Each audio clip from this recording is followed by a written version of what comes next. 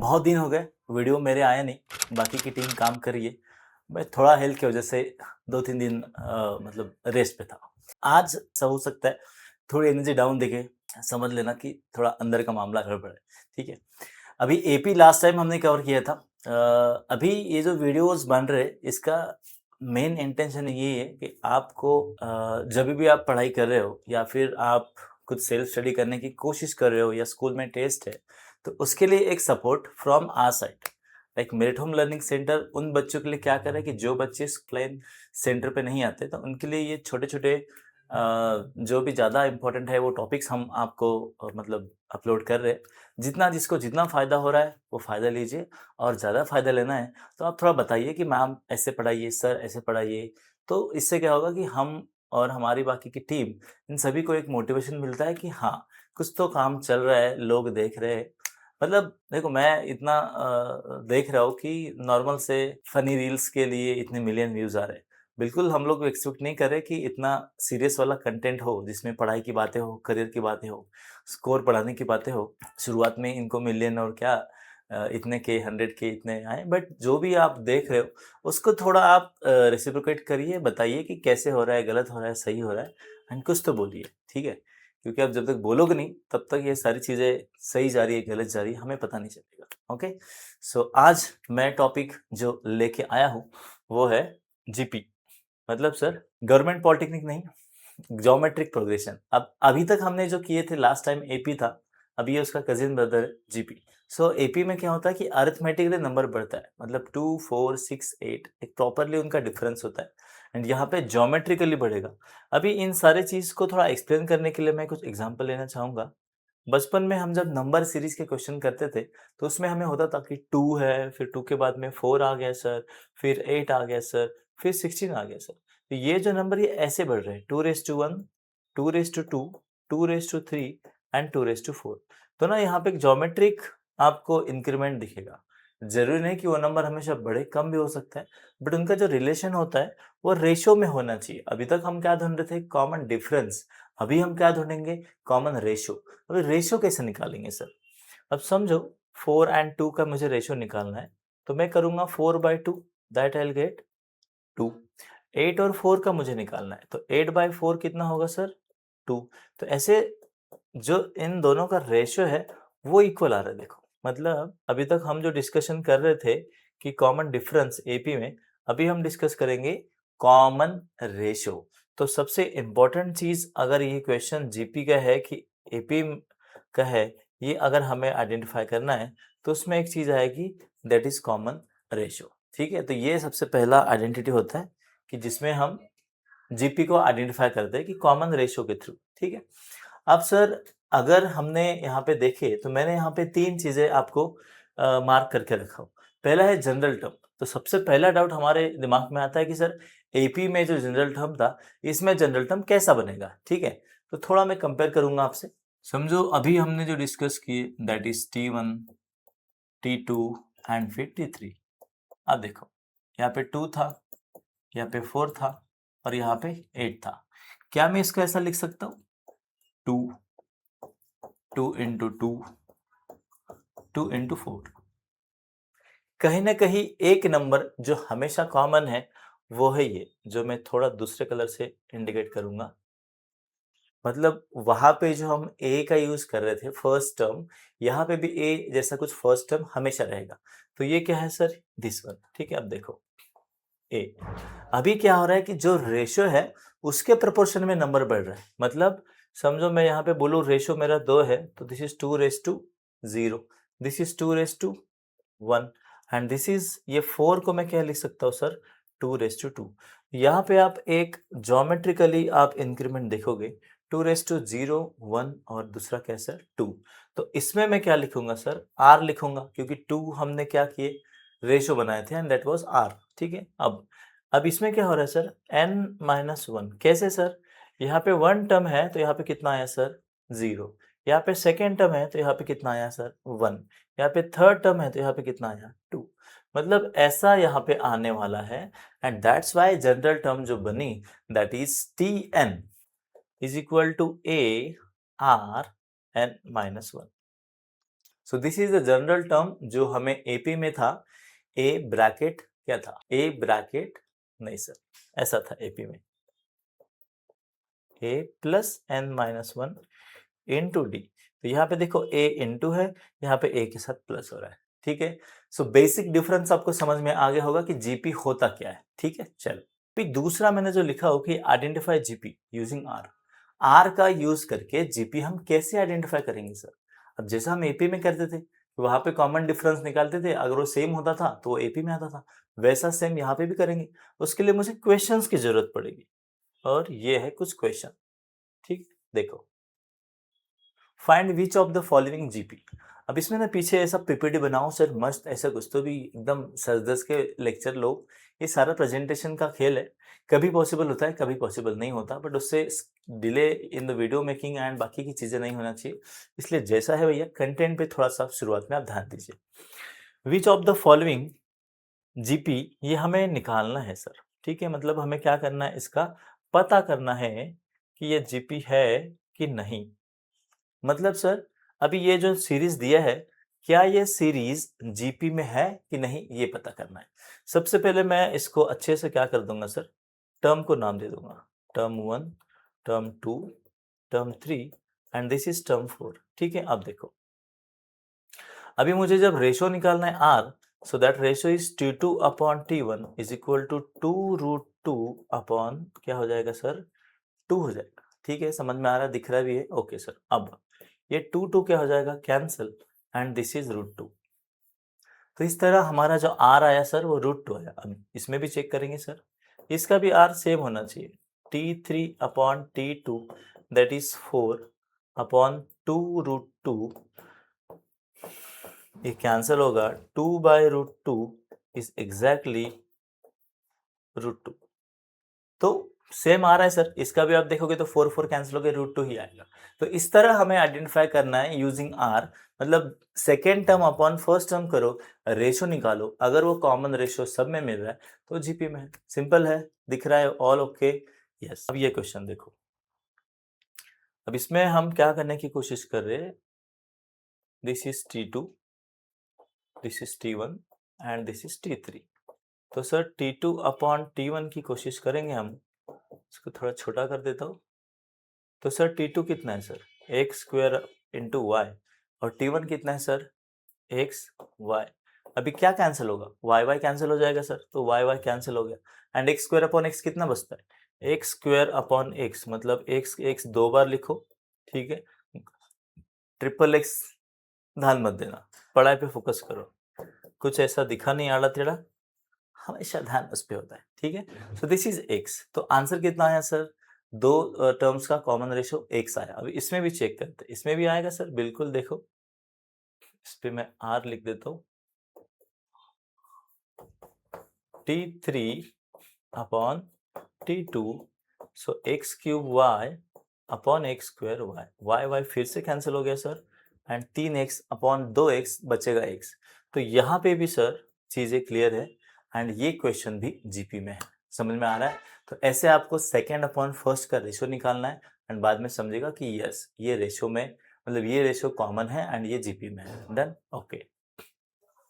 ये मैं आपके लिए छोड़ रहा हूँ, कैसा करना है क्या करना है आप मुझे बताइए, ठीक है। अभी नेक्स्ट टाइप के क्वेश्चन है जिसको हम बोलेंगे कि फाइंड द टर्म। अब इसमें देखो, ये कुछ क्वेश्चन मैंने ऑलरेडी लिखा हूँ समय बचने के लिए, फाइंड द nth टर्म। अब सर nth टर्म के लिए हमें एपी में भी जनरल फार्मूला की जरूरत थी, यहाँ पे भी जनरल फार्मूला लगेगा, ठीक है। अब देखो, इसने बोला find the sir 8th term, मतलब सर मैं बोलूंगा यहाँ पे Tn equal to a r n-1। अभी समझो मुझे T8 निकालना है, तो क्या होगा सर, a r मुझे पता नहीं, और यहाँ पे क्या आएगा, 7 आएगा। तो सबसे पहले हम कोशिश करेंगे a और r ढूंढने की। अब यहाँ पे a कितना है सर, a मतलब सर फर्स्ट टर्म, बिल्कुल फर्स्ट टर्म होगा, ये आया फर्स्ट टर्म। r कितना है सर, इन दोनों का रेशियो 10/5 कितना होगा 2, एंड फिर से इसका भी देख लेते हैं, 20/10 कितना होगा 2। तो यहाँ से सर 2 आया, 2�7। अभी सर हमें 2�7 पता नहीं होगा, बट 2�7 निकालने के लिए हमें जो भी पता है, जैसे 2�3, 2�4, बिल्कुल, तो हिसाब ऐसे लगेगा सर, सिंपल करो इसको, 5 इंटू 8 इंटू 16, तो ये आ गया 40, ये आ गया ऐसा, तो तकरीबन तकरीबन आंसर आ रहा है 640। अब ये कैलकुलेशन में अगर कुछ मिस्टेक हो सकती है तो वो आपको संभालना पड़ेगा। बाकी मेथड तो मैंने बता दिया कि कैसे हम मेथड हमारा काम करता है। कि सर पहले 8 टर्म निकालना है तो पहले जनरल फॉर्मूला लगाइए। ए है, आर है, ए मतलब सीरीज का फर्स्ट टर्म, आर मतलब कोई भी नहीं, कंसेक्यूटिव जो रहेंगे ए बी सी ऐसे, तो B upon A and C upon B, दोनों का रेशियो निकालो। रेशियो जनरली सेम आएगा, क्वेश्चन उसने पूछा है तो, एंड फिर 8 टर्म हमें मिल जाएगी। कैलकुलेशन एक बार चेक कर लेता हूँ, 2:3 का 8, 2:4 का 16, 40, 40, 640। ठीक है, समझ में आ रहा है? ओके। अब दूसरा क्वेश्चन है, फाइंड द 90th टर्म। अब ये ऐसा देख के थोड़ा सा डरो मत, स्पाइडरमैन जैसा ये क्यूब रूट आपको दिखता है, लेकिन डरना नहीं है। सबसे पहले हमें ए कितना है सर? √3। सर आर कितना है? अभी बहुत से बच्चे इसका कैलकुलेशन करते टाइम क्या हो जाता है, कैंसिल कैंसिल और बीच में 1 बचता है। भाई साहब 1 कैसे आ सकता है? 3 आएगा सर, क्योंकि √3 इंटू √3 कितना होता है सर? 3 होता है, तो ये ऐसे आएगा। और भी आपको डाउट रहे तो ये डिवाइड कर लो, 1/3√3 अपॉन 1/3√3। देखो ये दोनों सेम है तो ये कट जाएगा और फिर से क्या बचेगा सर? 1/3। तो ऐसे पहले आर निकालो, ए आपको मैंने बता दिया, तो जैसे ए मिलेगा आर मिलेगा, तो आपका आंसर रेडी है। 19 टर्म मतलब क्या होगा सर? A R 18। ए कितना है सर? √3। फिर आर कितना है सर? 1/3। अब सर यहाँ पे 1/3 का 18 है और यहाँ पे 3 है, तो क्या इसको हम ऐसा कर सकते हैं, 3 1/2 एंड ये ऊपर जाएगा सर -18। अभी ये तो कॉमन है सर,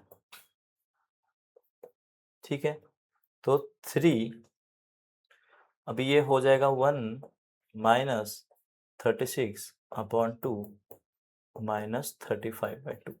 इस तरह आप आंसर घुमा सकते हो, या ज़्यादा तकलीफ नहीं हो रही होगी तो आप सीधा सीधा इसको ऐसा भी लिख सकते हो कि √3 का 3 1/2 एंड 3 18, फिर ये ऊपर जाएगा सर,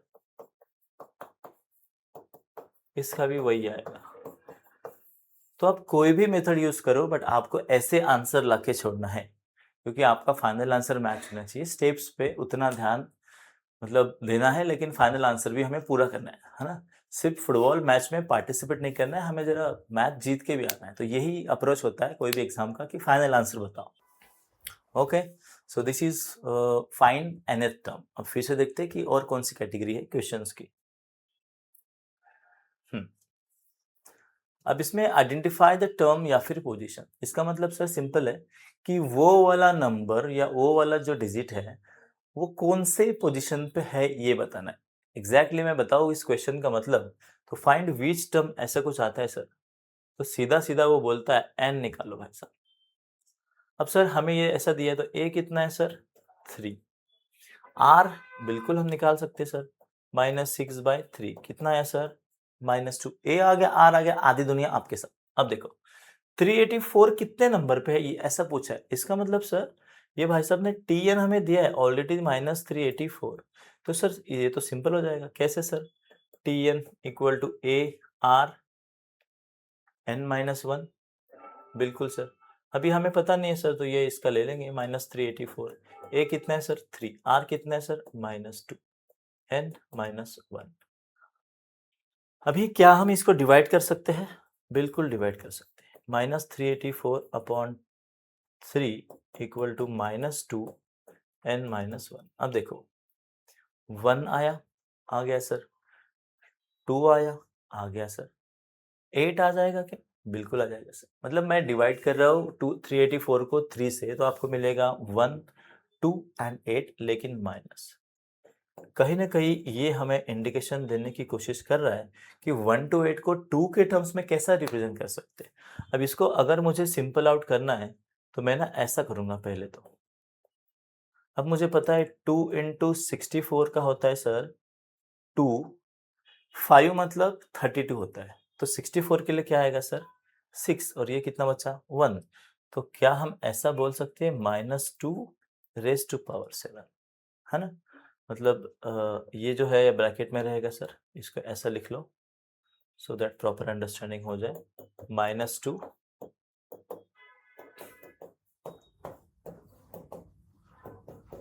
देखो समझ में आ रहा है, धीरे धीरे करने का, कोई जल्दीबाजी नहीं। अभी सर दोनों के जो कैप है उनको इक्वल करना है, ये देखो मतलब 7 is equal to n minus 1, so that's why n is equal to 8। तो सर 8th नंबर का टर्म है वो है -384। यस सर, ठीक है, तो ये रहा इसका आंसर। इसके लिए हमें सबसे पहले कैलकुलेशन पता चाहिए कि ए क्या है, आर क्या है, फिर हमें ये फॉर्मूला लगाना है। और ये जो नंबर यहाँ पे आता है ना, इसको पहले इधर नीचे चिपका दो ताकि ये सेपरेटली आप समथिंग टू इक्वल ऐसा रहेगा। ठीक है, ये देखो first term is 1। Okay sir, मान लेंगे इसकी बात। ए कितना है सर, सफेद कलर से लिखेंगे भाई साहब। नेटफ्लिक्स पे एक सफेद सागर करके सीरीज, वेब सीरीज नहीं बोलना चाहूँगा, रियलिटी ऑफ कारगिल वॉर, इसमें जो मिस्टर आहूजा है उनके बारे में उन्होंने जो लड़ा है, उन्होंने जो मतलब देश के लिए जो भी एक डिसीजन मेकिंग वाला एबिलिटी होता है कि पहले अपने आप के लिए नहीं, पहले दूसरों के लिए सोचो, तो इनडायरेक्टली आप देश की सेवा कर रहे हो। तो एक बार देखिए जब भी टाइम मिलेगा, ठीक है। द सफेद सागर, okay. So A is equal to 1, sum of its third term and fifth term is 90। Okay, sum बोला है तो पहले मैं थर्ड टर्म निकालता हूँ, मतलब sir T3 plus T5 is equal to 90। अब सर ये जीपी में है, ठीक है, हमें पता है क्वेश्चन में। कैसे पता सर, इसमें देखो एक हिंट आर है, तो जीपी में अभी इसका कितना आएगा AR2, इसका कितना आएगा sir AR4 is equal to कितना आएगा सर 90। ए तो 1 दिए है सर, तो सर इसका कोई मैटर ही नहीं है सर। ये देखो हमें कोशिश चल रही है कि आर कैसे निकाले, ठीक है सर। तो सर यहाँ पे आर स्क्वायर आ जाएगा, आर प्लस 1 और ये 90। अभी क्या करें, अब समझो इसको हम क्वाड्रेटिक के टर्म्स में लिखते हैं तो भी मुझे लगता है सिंपल सा है, ऐसा लिख के ज़्यादा कुछ फ़ायदा मिल नहीं रहा है, ठीक है। चलो सर, तो आर स्क्वायर इक्वल टू मैं एम ले लेता हूँ, तो ये आएगा M plus M square is equal to 90। इसका मतलब sir M square plus M minus 90, ठीक है। अभी धीरे से आपको ऐसा नंबर की पेयर बताना है कि जिसमें सर इंटू 90 हो और एडिशन 1 हो। 10 इंटू 9 सिंपल है सर, देखो M square plus 10m minus 9m। अब सर यहाँ पे माइनस 90 तो आ गया और प्लस m भी आ गया, तो सर पहला आएगा m प्लस 10 एंड इधर भी आएगा m प्लस 10 और इधर आएगा सर 9। तो एक नंबर आ रहा है m प्लस 10 एंड दूसरा आ रहा है m माइनस 9। इस तरह अपने दोनों फैक्टर आ गए। मैंने कौन सा मेथड यूज किया सर, क्वाड्रेटिक इक्वेशन का मिडिल टर्म स्प्लिटिंग मेथड, ठीक है। अभी मिडिल टर्म को यहाँ पे एक्सप्लेन नहीं करूंगा क्योंकि क्वाड्रेटिक इक्वेशन में आपको मिल जाएगा। यहाँ पे जीपी पे फोकस करते हैं। m का वैल्यू आया -10। अभी m is nothing but R square. अभी आप देख सकते हो आर स्क्वायर अगर -10 है तो कैसे पॉसिबल होगा सर, तो इसको हम हटा देंगे। तो m की वैल्यू 9 है, इसमें कुछ बात बन सकता है, तो r आएगा +-3। ये है हमारा आंसर। मतलब आपको जीपी में क्वाड्रेटिक इक्वेशन की जो मेथड है that middle term splitting method, वो भी यहाँ पे यूज करने की नौबत इमरजेंसी हो सकता है, तो दोनों को आपको सीखना पड़ेगा अच्छे से। सो दिस इज r की वैल्यू +3 -3। आज जीपी चालू हो गया, मतलब इसके बाद में जो भी वीडियोज आएंगे वो जीपी पे आएंगे। तो बस इतना वीडियो देखते रहो और बताओ कैसे लग रहा है, क्या लग रहा है। ज़्यादा आज कुछ बोलूंगा नहीं, सो बस थैंक यू सो मच, ठीक है, ओके।